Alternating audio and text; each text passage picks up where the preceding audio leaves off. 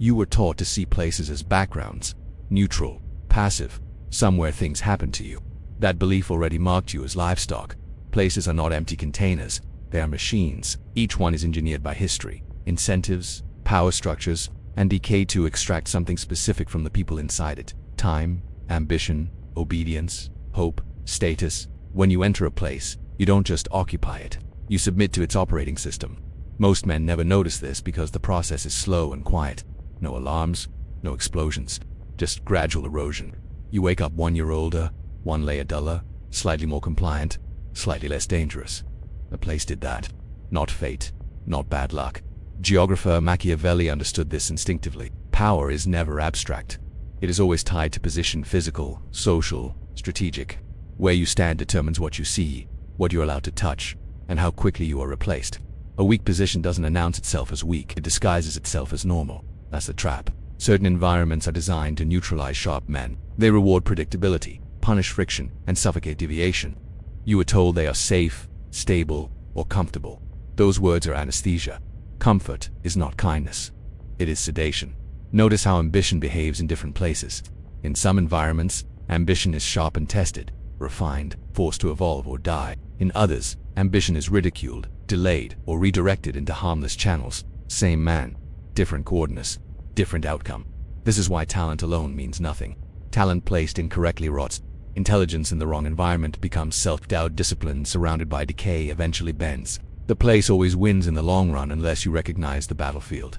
Most men personalize failure because it flatters the system. If you believe you are the problem, you will try harder inside the same cage. You will optimize behavior instead of questioning terrain. You will self-improve while remaining strategically mispositioned. That makes you useful, not powerful. Here is the brutal lens shift. If a place does not increase your leverage, it is actively reducing it. There is no middle ground. Places select for certain behaviors. Some select for obedience, some for addiction, some for stagnation disguised as routine. Some reward endless talking and zero execution. Others reward silent competence and punish noise. None of this is accidental. Look at the men around you, not what they say, what they become, their posture, their urgency, their tolerance for disrespect, their appetite for risk. Over time, places mold men into local products. Average places produce average men who defend the average as virtue. And here's the most dangerous lie you've swallowed. Loyalty to place equals character. It doesn't. Loyalty to a decaying environment is not honor, it's slow suicide dressed as pride. History doesn't remember men who stayed comfortable. It remembers men who moved decisively when the ground turned toxic. This chapter is not about relocation yet, it's about awareness. About ripping out the childhood belief that home, city, or scene is neutral or sacred. Nothing is sacred if it weakens you. From this point forward, you stop asking, is this place familiar? Is this place safe? Is this where I belong? You ask one question only, what is this place turning me into? If the answer is smaller, slower, softer, or more dependent, you already know the verdict. You believe your thoughts are your own. They aren't. Not fully. They are filtered, shaped, and reinforced by the environment you tolerate daily. Every place conditions behavior the way water shapes stone. Slow, patient, unavoidable. You don't feel it happening because it doesn't attack you directly. It adjusts what feels normal. And once normal shifts, resistance looks irrational. This is how environments disarm men without force. Look closely at incentive structures. In some places, speed is punished. Initiative is labeled reckless. Silence is mistaken for weakness, while noise is mistaken for competence. Over time, you adapt. You hesitate to explain yourself more. You wait for permission that never arrives. That is conditioning. Other environments reward decay. They normalize excess, too much entertainment, too much comfort, too much stimulation. Attention is fragmented. Discipline becomes extreme. Focus is treated like obsession. The man who resists is framed as antisocial or unbalanced. Eventually, even strong men begin to negotiate with their standards. This is not coincidence, it's selection pressure. Humans are adaptive predators. We mirror what keeps us accepted and alive. If a place rewards passivity, you will become passive or be expelled. If it rewards mediocrity, excellence becomes lonely, and loneliness is a powerful corrective force. Most men choose belonging over dominance without realizing they made a choice. Language is the first weapon. Pay attention to what words mean locally. Ambitious becomes arrogant, independent becomes selfish, private becomes suspicious. When language is inverted, behavior follows. You'll start editing yourself before speaking. That's when the environment has entered your nervous system. Routine finishes the job. Same routes, same faces, the same conversations. Predictability feels safe, but safety is a training loop. It reduces vigilance. It dulls threat detection. Men in overstable environments lose their edge because nothing demands it. Muscles atrophy when not used. So does aggression. So does strategic thinking. This is why men decline without catastrophe. No dramatic fall, just a long plateau mistaken for peace. The most dangerous environments are not violent. They are polite. They smile while draining you. They give you just enough reward to keep you compliant and just enough frustration to keep you distracted. You are tired, but not alarmed. Be busy, but not progressing. That is intentional design. You think you're choosing habits. In reality, the place is choosing for you. It dictates how late ambition can stay awake, how much resistance is tolerated, how far deviation is punished. The environment doesn't need to break you, it only needs to outlast your awareness. Here's the ruthless truth. Willpower cannot outfight conditioning forever. This is why self-discipline collapses in hostile terrain. You are fighting gravity while pretending it's a mindset issue. Gravity wins. Strong men don't moralize this, they don't complain, they reposition. But before movement comes diagnosis. You must learn to read places the way a general reads terrain. What behaviors are rewarded here? What behaviors are slowly mocked or penalized? Who rises without merit and who stagnates despite competence? If the answers disturb you, good. That discomfort is clarity returning. Most men never make it this far. They defend the environment because admitting the truth would require action. And action threatens identity. That's fine. Selection is merciless by design. You are not meant to bloom everywhere. Some ground is poised. Stay long enough, and you won't even remember what strength felt like. Once conditioning takes hold, men stop appearing as individuals. They become patterns. Predictable, interchangeable, easy to manage. Environments don't just influence behavior, they manufacture archetypes. If you learn to see them, you can no longer unsee yourself. The first archetype is the local loyalist, confuses staying with strength. He defends the place that is draining him because leaving would expose how much time he's already lost. His identity is fused with location, city, company, scene, or social circle. Criticize the environment, and he hears a personal attack. That's not pride, that's captivity. Then there is the comfortable cynic. He knows something is wrong, but not wrong enough to move. He mocks ambition as naive and frames decay as realism. Sarcasm replaces strategy. He calls it wisdom. In truth, it's resignation with better vocabulary. The environment rewards him by never demanding more. Next comes the distracted drifter. He is always busy, never dangerous. His days are full, his trajectory empty. The environment floods him with stimulation screens, noise, novelty, so he never has to confront stillness or make a decisive break. He mistakes motion for progress. The place loves him for that. Then there is the deferred man. Everything's postponed. After this year, after the economy improves, after things settle down, the environment teaches him patience without purpose. Waiting becomes a lifestyle. Years pass, nothing changes except his tolerance for less. These archetypes are not personality flaws. They are environmental products. Put the same men in different terrain and watch them transform or break. That's the part most men can't accept. They cling to the myth of fixed identity because it absolves them from relocating. If character were enough, place wouldn't matter. The place always matters. It determines which traits are punished, which are tolerated, and which are rewarded. Notice how these archetypes enforce the environment on others. The loyalist shames you for wanting more. The cynic ridicules you. The drifter distracts you. The deferred man delays you. None of them are malicious. They are defensive systems. The environment uses them as antibodies against disruption. This is how decay protects itself. If you start changing too fast, people will say you're different. Not as praise. As warning. When enough people say it, the pressure builds. Most men fold. They shrink back into the shape the place. Here's the cold recognition. If you remain long enough, you will become one of these archetypes. Not because you are weak, but because adaptation is human. The environment doesn't need your consent, only your time. And time is the currency you are bleeding. The most dangerous part. These archetypes feel reasonable from the inside. Each has a narrative. Each sounds mature. Each sounds justified. That's how you know the system works. Powerful men learn to identify these patterns early, externally and internally. When you catch yourself repeating their language, defending their limitations, or rationalizing their stagnation, that is your signal. You are not thinking. You are echoing. This chapter isn't about judgment. It's about extraction. You cannot dismantle a trap you refuse to name, and you cannot outgrow an environment while speaking in its voice. Next, you will see what happens when these archetypes are allowed to persist not just to individuals, but to civilizations, institutions, and bloodlines. No civilization ever collapsed overnight. No strong man fell in a single moment. Decay is always gradual, and it always begins with the environment becoming comfortable enough to tolerate weakness. History is brutally consistent on this point. Empires didn't die from invasion first, they died from habituation. That ground stopped producing sharp men. Risk was outsourced. Vigilance sought in the environment, began rewarding loyalty over competence and familiarity over effectiveness. Once that shift occurs, collapse is only a matter of time. The same pattern applies to individuals. When a place no longer requires strength to survive, strength becomes optional. When strength becomes optional, it becomes rare. And when it becomes rare, it becomes threatening. The environment responds by neutralizing it socially, economically, psychologically. This is why certain places quietly punish men who refuse to dull themselves, not with force, with friction. Opportunities disappear, doors close without explanation. Influence stalls. You are not attacked, you are excluded. That is the cleanest form of elimination. Look at human nature under prolonged comfort. Aggression turns inward. Competition becomes symbolic instead of real. Status is fought over using language, morality, and perception rather than results. This creates endless noise and zero progress. Perfect for control, terrible for sovereignty. Men raised in these environments lose their tolerance for pressure. Small obstacles feel heavy, delays feel personal, resistance feels unfair. Over time they mistake fragility for depth and confusion for complexity. The place applauds them for it. This is how environments collapse men without ever touching them. Geography has always been destiny for those who ignore it. Frontier cultures produced decisive men because indecision was lethal. Trade hubs produced strategists because positioning mattered. Courts produced manipulators because perception outweighed force. Every environment creates the man it needs. What does your environment need from you? If it needs you, predictable.com/non-threatening and endlessly patient, you already know the answer.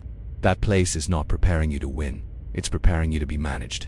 The modern danger is subtlety. You are no longer chained. You are entertained. You are not ordered. You are nudged. The result is the same. Reduced agency, delayed action, softened edge.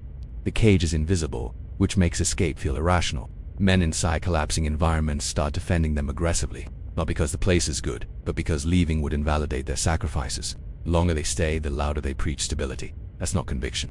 That's sunk cost desperation. Here is the ruthless rule Machiavelli never needed to state explicitly. Power migrates before it disappears. The intelligent move is never to save a dying environment. It is to recognize decay early and detach cleanly. Sentimentality has no strategic value. Nostalgia is poison when terrain turns hostile.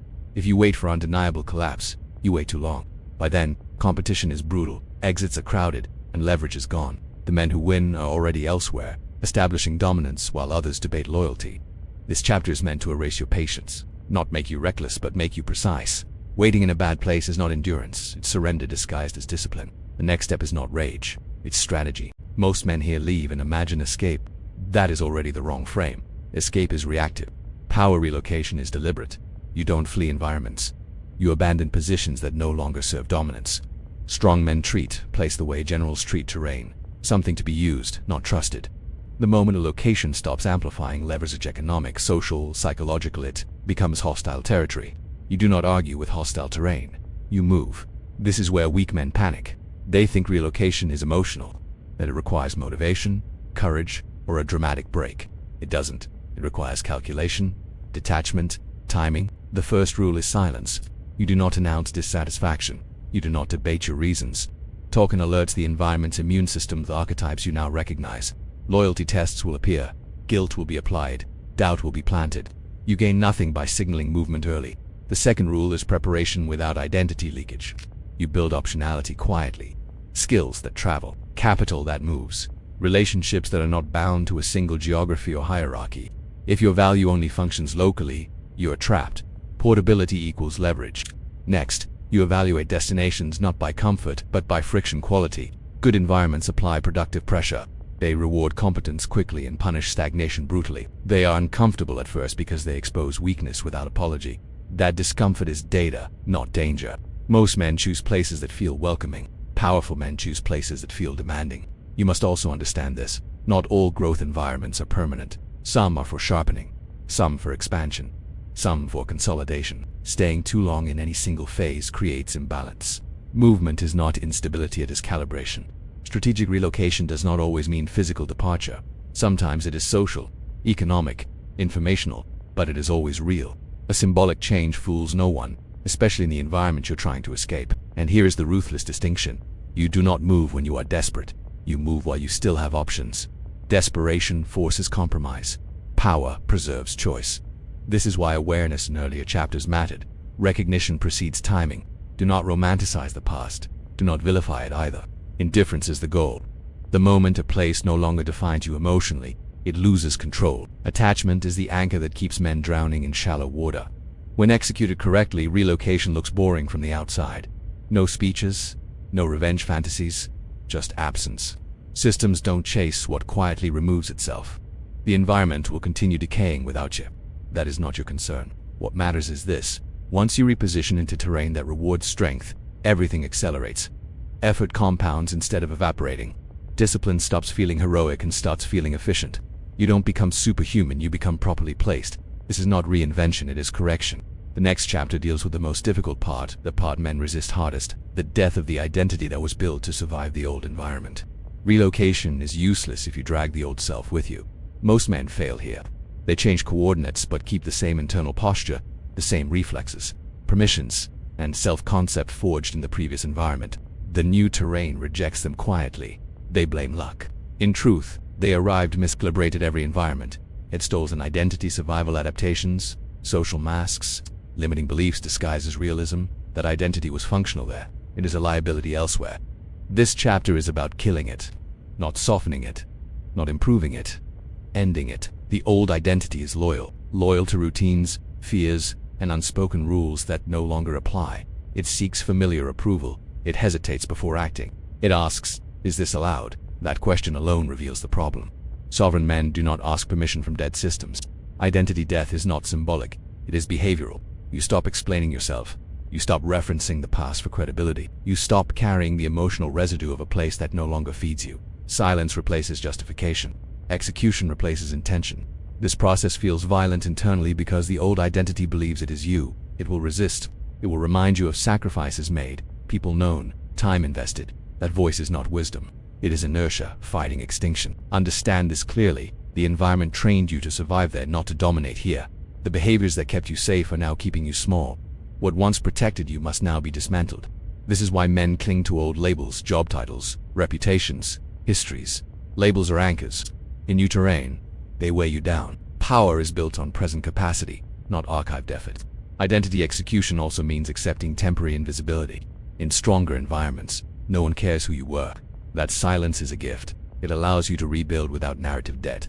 Men who need recognition early expose weakness. Men who endure obscurity accumulate leverage. You replace the old identity with something colder and simpler function. What do you do well now? What value do you produce today? What pressure can you withstand without complaint? These are the only questions that matter in power environments. Emotionally, this phase is brutal because it removes comforting lies. You are no longer misunderstood. You are either effective or irrelevant. There is no audience for your struggle. That is the point. When the identity fully dies, something shifts.